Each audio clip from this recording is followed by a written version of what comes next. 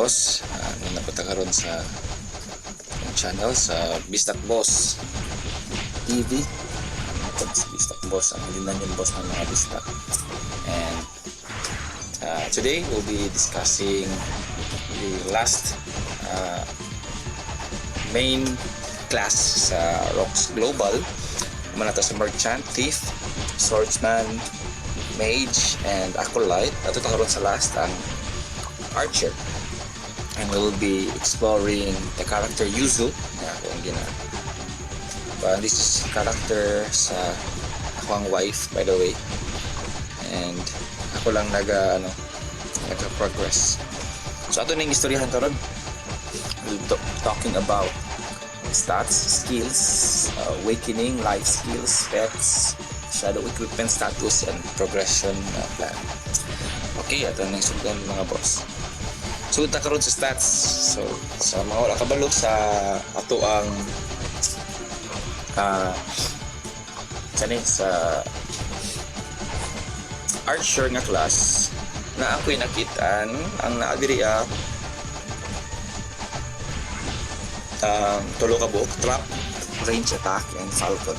So far mura po na ako nakita nga tulo ka viable, and nag differ dayon ang mga stats aning allocated. Okay, main thing is atong sundan ni sa stats. Right now I'm using this sa tawag ka ani karon, sa tawag ani niya okay, sniper na siya. Makita na diri day. Okay, from Archer may mo siyang hunter and then sniper. Okay, so ang akong main nga stats ano yung gamit niya is kita na yung diri is dexterity. Ay, dexterity, dex today. Anong dexterity man ang gitawag? Dexterity ba gid ang term? Dexterity gid ay. Oo. Okay. And then ang second nako is agility. Why? Because medyo kapos pa ko sa attack speed. Muna nag-add kong dex. And na-change naman ang meta, dili na naman siya luck base. So wala ka uga-add og luck. And sa int, medyo na-nerf gamay ang int nga stat ad. Ako na nang i-discuss next time nga nung sa term ng nerf, sa and right now, dex and agi ang main. But if PvP, maybe mo convert siya to vitality for survivability, and muna ko ang yung HP niya. Okay, muna siya ang sa stats. Let's go now sa itong skills. By the way, sa mga kabalo, I'm using purely F2P mata, so white equipments only, white pod nga accessory, white penetration, talisman, and blue nga accessories. Ano lang kasimple, white. Pero taas of progression, not bad. Ito nang i-discuss. Ito ta karon sa skills. So akong balikon sa skills, naman lagi tulo ka buok nga ways nga magamit nimo ning sniper, range attack, trap, and falcon. So right now, more on range attack ako. Nag-rely ko mostly sa akong normal attack. That's why ang main stats is dexterity 4. Ang dexterity man good kung makita ang ganito dexterity is increase physical attack, usually range attack ni siya, and then haste and hit. Okay, muna siya ito ang makita aning character. So sa skills sa tatakaron ato ta suguta sa Archer. Sa Archer gimax na ko ning double strife, kay masabtan na niya naon niya, pero wala ko gamit, nakabutang na siya. I think ako ang gamit tuod karon, nagamit din ako na siya karon, pero usually din ako na ginagamit karon lang. Sa Archer ta double strife, arrow shower kung kung maghakog card. But right now large monster man ako ginatake, Anubis, so dili need para ma-attack man ta. Okay, and then elemental arrow 10, Owl's Eye 10 and Vulture's Eye 10. Okay, mo na siya. Sa Hunter ta, Improve Concentration 10, Falcon Mastery 1 2 na siya. Kaya ang ako alam man is dili naman gum-increase ang trigger sa Falcon, so di mo pug kayo taas akong intelligence. So igor na ako nga sakto lang mo trigger siya. Ito lang ito kung mo trigger ba akong Falcon be. 1 2 3 4 okay naman po trigger yapon ng Falcon. Pero 15% try ang trigger. Dili try nga ako. Beast Bane akong gimax ne 20% attack to brute insects and fish. Focus shot gimax na ko bisag wala akong igamit. Ako explain later. Steel Crow, if ever kung mo proc ang mo trigger ang imong Falcon Mastery na siya damage muda ko imong damage siya dire. Okay na dire ay di na mo. Okay dako yung damage. And then Wild Awakening mutaas ang chance. Trigger rate is increased by 10%. So kung kaning 15 plus 10 so 25% ang yang ano tungod ani niyang dapat kani Wild Awakening. Then hala nana dito sa Hunter nga skill. Humana dito di okay humana dito sa Hunter. Ato ta karon sa Sniper. 5 lang ang wind walk para lang atong ma-activate ning true sight. Okay? And then intimidation wala pa. Tamer yan makabala ko manahig damage. And then Wild Awakening dayon. Okay? Gidungagan ako ning trap. Murag pa na ako na change. Supposed to be din ako ni i-max. Katong int pa ang gamit ni siya kayo pero karon dili na. Wa pa na ako nina outro do yung akong kuan. Sige lang, it's okay. Dako gapon ng damage. Mula ko man lang imong damage sa imong Falcon kung taas imong int. Muna pila akong int tuod. Anak ko 30. Not bad. I don't know pila damage na ko sa akong Falcon. So right now, ga-rely jud ko sa akong normal attack and sa proc na ko sa ako ang passive. Ato na istorya niya. Ato ta ko na sa Awakening. Awakening medyo high Awakening natin. Pero mas labag ako si Patamon. Pagit Awakening is tier 3 going for tier 4 pero kulang pa sa akong weapon og sa duha ka buok armor. Okay? Enchant Awakening. Okay. Medyo taas-taas na. Padulong tier 4. Ipa-level. Atong ipa-level 8 tanan. Okay. Refine Awakening. Tier 4 na po. Ako na plus 5 tanan sa Refine. Okay. Medyo sa tanan pong mga characters, muna siyang pinakaswerte sa Refine. Na plus 5 na ako tanan. Dili nga na ka kuan. Lisod. I think 1 or 2 tops lang.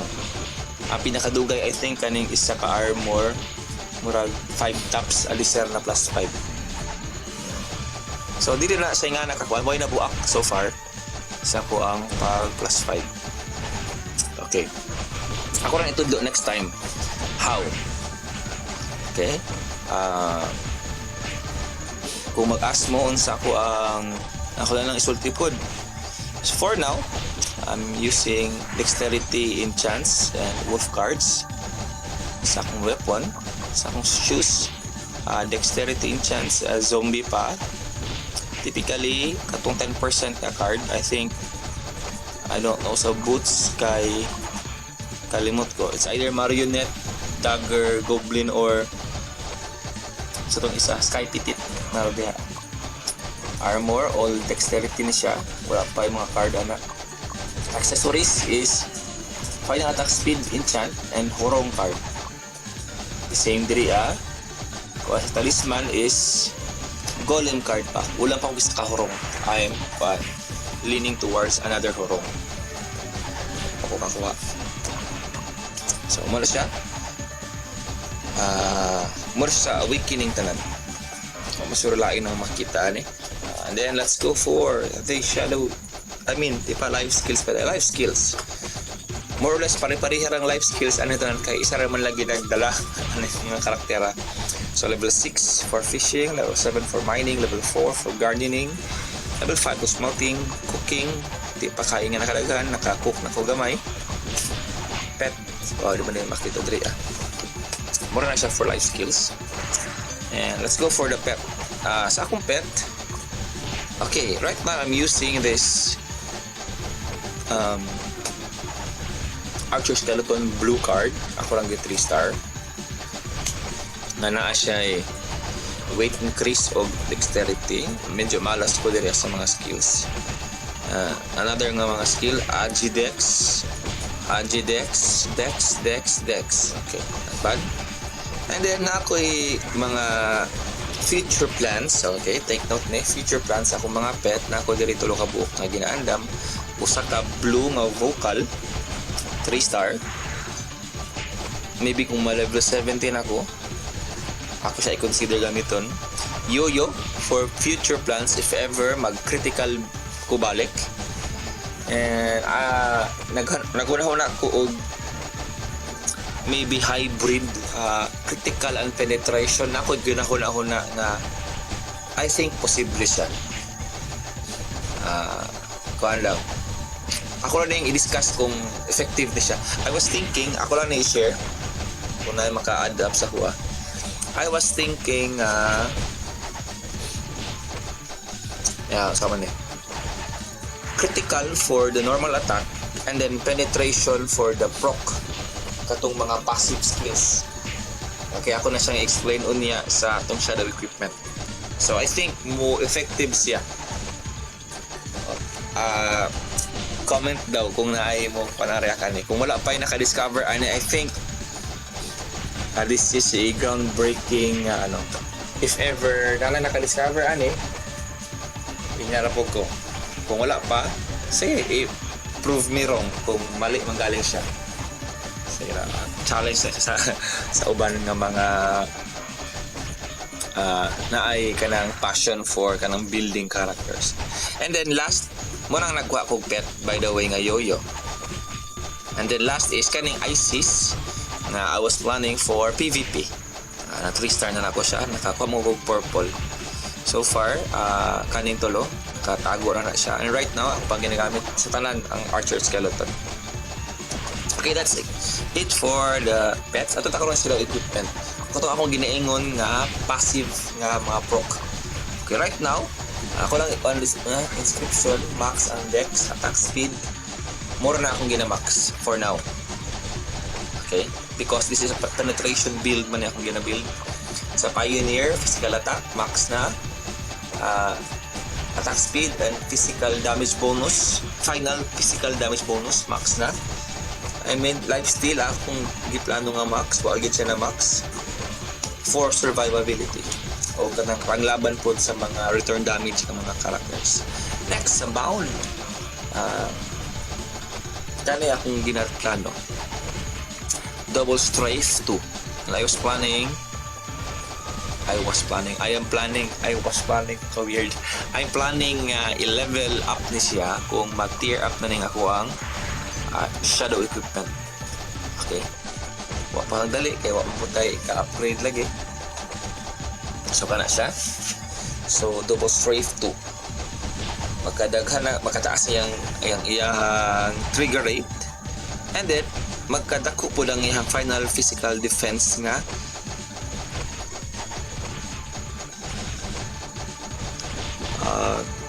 or decrease sa final physical depth. So mula ko yung penetration.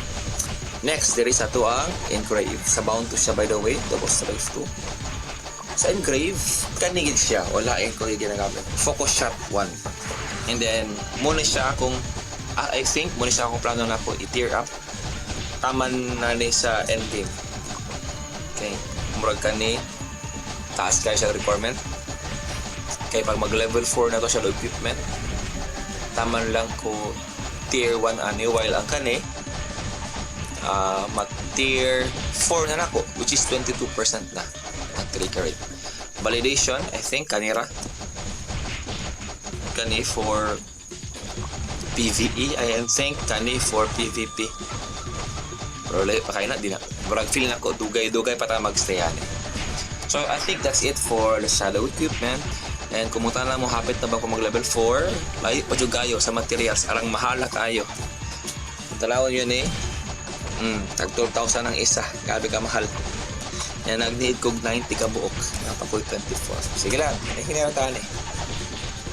Pag ma-tear up na ko ni for level, pagka level 4, dako dyan kayo ni sa tabang na mo boost ang atong DPS na to as a normal attack. Dex penetration build ang sniper. Okay, that's it for shadow equipment. Ato ko na sa to status. Ano sa status ani? Para sa ko nana ko karoy dexterity 1,183, physical attack 15k, penetration 59% plus pila man din 59 60 74% sa final physical penetration. Ang attack speed is nigamay ni siya pero mo range siya 800 to 820. Ako ang attack speed on a good day. Sa pilain final physical damage bonus is 16.5%. Dili pa kaya nga kalakon. Life steal. This is a penetration build by the way. So kung ako magstoryan, nanani siya sa mid game tungod aning 1k dexterity. And kung kauban na ginig tarong nga tank, maka free hit na gini siya kani si Yuzo with the right team. And right now kay sige makuguban na niya ako ang 3-man party. Lisod jud kaayo magkontrol ka characters. So lisod pa. Mangita pa ko og affinity na 5 man yun. So mid game na ni siya and planning for more progression. So ato ta ko lang sa last part ang progression. Ano say plano na ko for progression ana nga character. So una, i-max gina ko nito ng level 60 tanan, 61 na gani akong upgrade sa talisman o sa accessories. Ako na lang is 60 gitanan 60 and then mag-progress ta through COC, mag-progress ta weekly 2 tops, magsunod sa akong level which is level 65 ng karon. Akong gusto na nga 65 na buda ang level ang tanan, and then mag-focus din ta karon sa Ancient Awakening. Ato na i-max ang Ancient Awakening and magplano na ba ko o plus 6? I think dili pa. I think dito na ko mag plus 6 kung level 70 na ang character. Ako rin ang una-una. Pero mas hindi ay na event, nga refine nga event, mag-try tag plus 6 na po tanan. Testingan lang. Okay, sortihon na ba niya sa refine. The rest, malas gini siya sa tanan. So kana. And another plan is to hunt for the last horong card para pure horong na ginitanan para padako sa tong dexterity. I think that's it, Ane, for now. And then hunt for the 10% cards sa HP. And then late na kay Kuane, so mag-ipon na rin ta for our Murphy set. Gabi nagkita ka dili ane kay sa PvP ano gitagan sige kita pagulat tay Murphy set.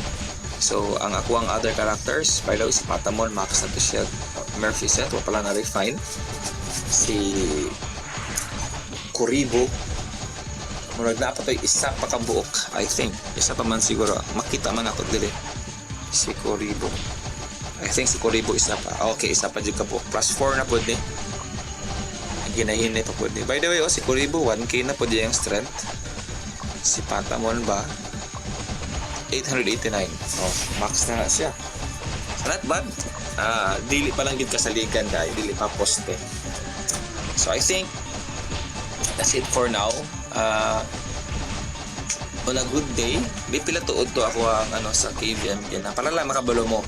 Kung ingani nga klase nga build, nag-rank na ko og 6 amo ang guild. And ako ay 33.3% win rate. So meaning sa 33.3 out of 9 games kulura akong madaog. Ang composition na mo giina by the way kay kanin si Bugles siya pagtawag ang muang priest si naturalist 3 na may kabuo.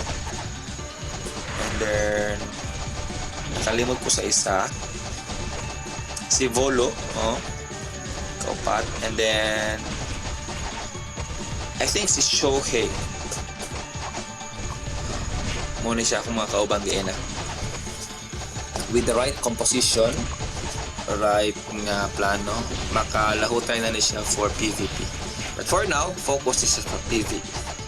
So I think that's it for now guys. Muna siya update sa to ang sniper level 65 base job level 23. Plano ko nga mag-rush sa akong base kay layo pa man kaayo ang next job. I-rush na lang akong base para makauna taog hunt sa mga cards sa mga higher level. So that's it for now guys. That's my plan. If you have questions sa aning build or sa inyong character, whichever ato nga mga 6 major classes or even sa mga other classes, pwede mo mag-comment kaya ato na siyang i-explore. Once again, this is your Bisdak Boss, ang hidden dungeon boss ng mga bisdak. May adlaw sa tanan.